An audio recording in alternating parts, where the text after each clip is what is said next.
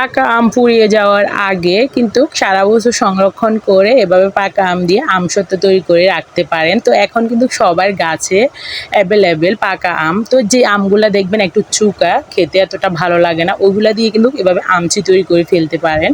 তো বাচ্চারা কিন্তু অনেক বেশি পছন্দ করে। আমি তৈরি করার আগে আমার বাচ্চারা খেয়ে ফেলে দেখানোর আগে ভিডিওতে। তো অনেক বেশি সুন্দর হয়। আসসালামু আলাইকুম এভরিওয়ান, কেমন আছেন সবাই? এসএম সালমাস কিচেন থেকে আমি সালমা। আজকে আপনাদের সাথে পাকা আমের রেসিপিটা শেয়ার করব।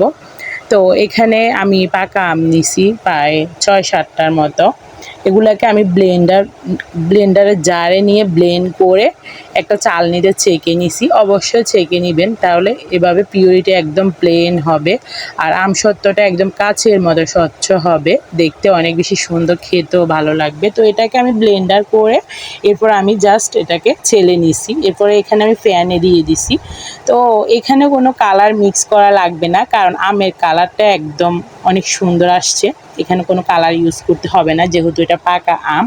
তো আমটা একটু চুকা, তো এটার ভিতরে চিনি ইউজ করতে হবে। তো এখানে আমি 2টা দারচিনি দিয়ে দিছি গ্রানের জন্য, একটা ভালো স্মেল দিবে। আর এখানে একটু সামান্য পরিমাণে লবণ দিয়ে দিছি।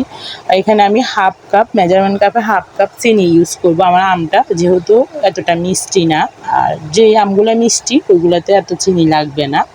তো এরপর এটাকে আমি ভালোভাবে ফুটিয়ে নিব, আর নাড়াতে থাকবো যেন এটা তলানিতে না লেগে যায়।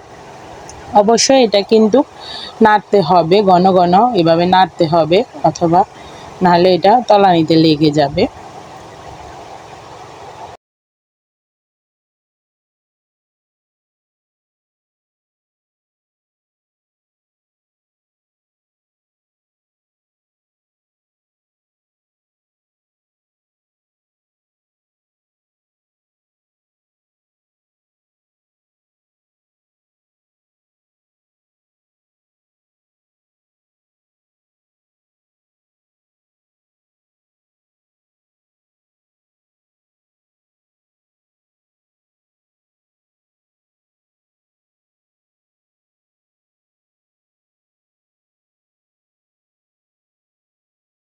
আমসত্ত্বটাকে আমি 15 মিনিট ধরে জাল করার পর এটার ঘনত্ব ঠিক এরকম হয়েছে। যখন দেখবেন পেঁচুলার ভিতরে নিয়ে এরকম একটা দাগ টেনে দিবেন, তখন দাগটা যদি একসাথ না হয় মনে করবেন আমসত্ত্বর ব্যাটারটা একদম পারফেক্টভাবে হয়েছে।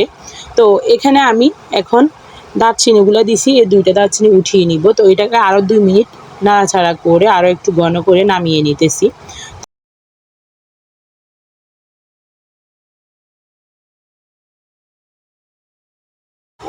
আমসত্ত্বর মেইন হচ্ছে ঘনত্ব ঠিকভাবে করা। ঘনত্বটা যদি ঠিকমতো হয় তাহলে আপনার আমসত্ত্ব শুকাতেও লেট হবে না। তো এখন যেহেতু হালকা বৃষ্টি হয়, রোদের ভিতরে বৃষ্টি আসে, আমসত্ত্বটা কিন্তু আমি ফ্যানের নিচে অথবা চুলার ভিতরে দিয়ে, চুলার নিচে দিয়ে শুকাবো। এটা রোদে দেওয়ার ঝামেলায় নাই। তো একদম পাতলা করে দিব। তো আমার আমসত্ত্বটা কিন্তু হয়ে গেছে। এখন আমি নামিয়ে নিব। দেখেন 2 মিনিট পরে এটা আরও একটু ঘনত্ব হয়েছে। তো এখনও আরও একবার দেখিয়ে দিতেছি আপনাদেরকে।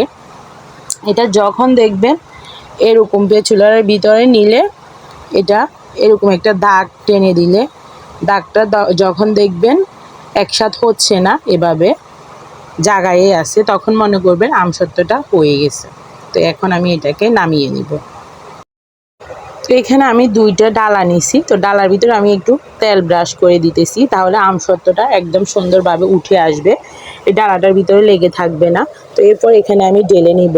2টার ভিতরে আমি ঢেলে নিব, একটা ছোট একটা বড়।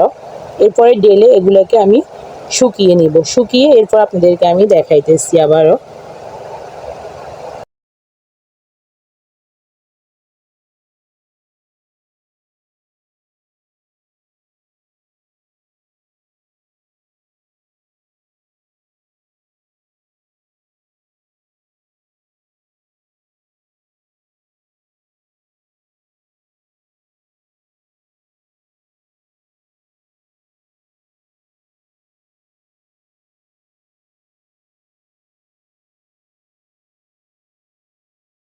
আমসত্ত্বটা প্যানের নিচে এবং চুলার ভিতরে দুইটা ডাল আমি দুই জায়গায় শুকাইছি। তো একদিনের ভিতরে এটা আমার শুকানো হয়ে গেছে।